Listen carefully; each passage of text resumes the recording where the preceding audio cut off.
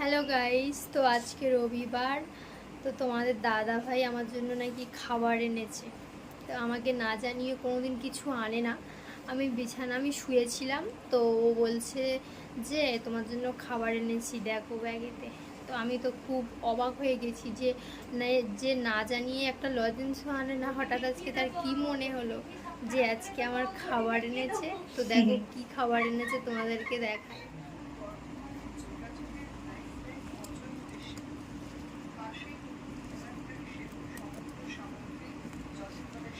চেনটাই খুলছে না, ব্যাগের চেন।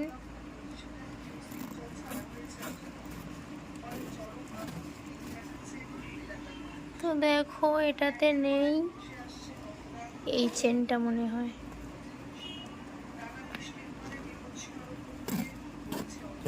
কি খাবার এনেছে?